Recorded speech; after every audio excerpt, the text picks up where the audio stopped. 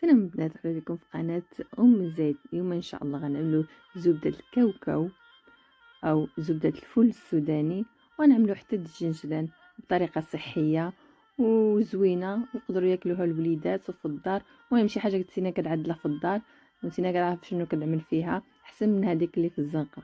فاول حاجة بديت بها هي الرغيفات، حنا كنقولوا لهم الرغيفات وانتم كاينين الناس كيقولوا لهم مسمن، كيقولوا لهم مسمن، حنايا كنقولوا لهم هنايا الرغيفات. فبديت بالرغيفات ديالي، طلقتهم مزيان كما كتشوفوا. الطريقه ديالي الرغيفه كنطلقها مزيان حتى كتولي العجينه شفافه. بهذه الطريقه هذه كتجي الرغيفه مورقه ومزيونه. كل واحد كيفاش كيعمل الرغيفات ديالو، فانا كنفضل انها تكون هيدا باش كتجيني خفيفه. عملت شويه د الرغايف وحتى الدباغرير. عاد بديت كنعمل زبدة الكاوكاو وحتى الجنجبان.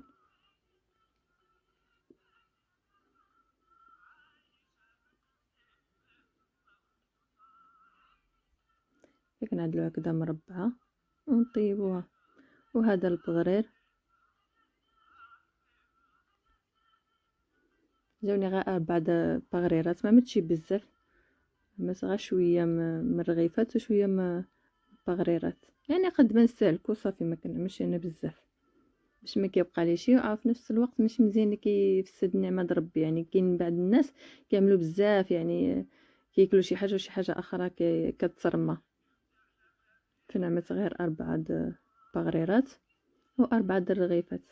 انا بديت بالجنجلان الكاوكاو، حتى ساليت الجنجلان عامل دك كاوكاو. حمصت شويه الجنجلان، بقيت كنقلب فيه حتى حمرته مزيان. ملي كيبدا يطرطق صافي كتحس بانه صافي طاب. بهذه الطريقه هذه كنبدا نقلب فيه باش ما كيطيبش بزاف، باش ما كيتحرقش. البوطه كتكون مهيله بزاف باش ما صافي. بهذه الطريقه دغيا كيتحمص هو.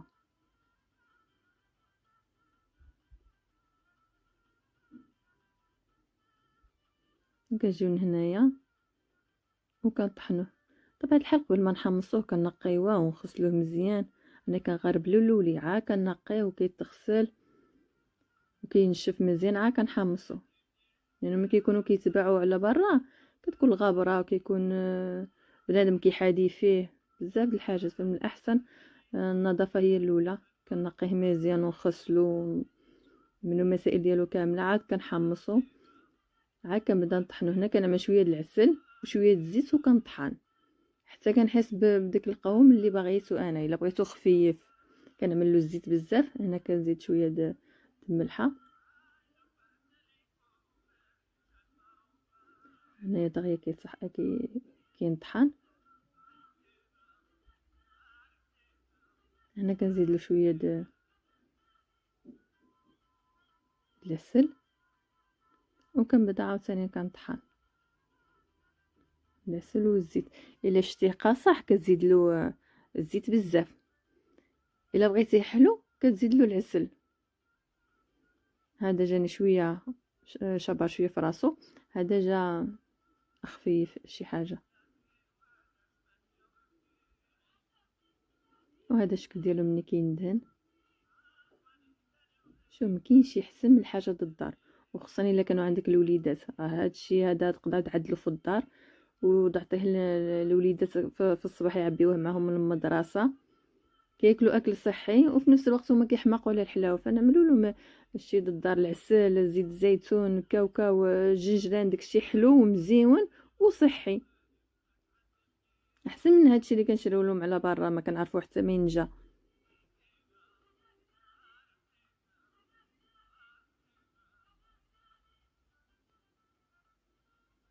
والمذاق ديالو كيجي روعه روعه روعه روعه.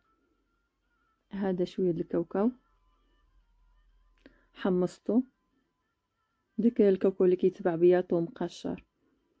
فعاوني نمثلو نفس الطريقه، شويه د العسل وشويه د الزيت وانتينا كتشوفي الا بغيتيه خفيف كتزيد له كتزيد له الزيت الزيتون، الا بغيتيها حلو بزاف كتزيد له العسل وشويه د الملحه ماشي بزاف غير داك.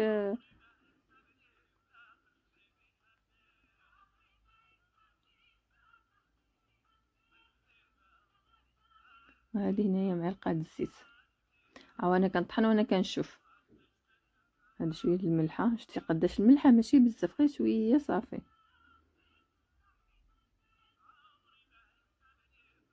شوف تبارك الله كيجي احسن من هذاك المحلات والله.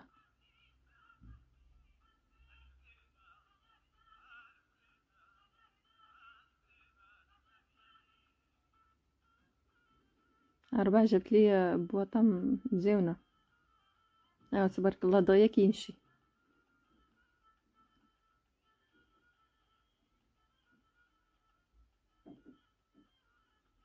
عاود ما تشريه من برا كتعدلو في الدار، حاجه صحيه ومزيونه وسهله وبالصحه والراحه. نتوما كتشوفوا بحال هادي يعبيوها الوليدات معاهم من المدرسه، تبارك الله غزاله.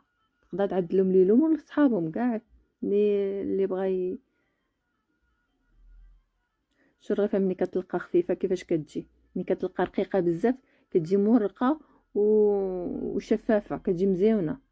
وبالصحه والراحه. كنتمنى يعجبكم الفيديو ديالي.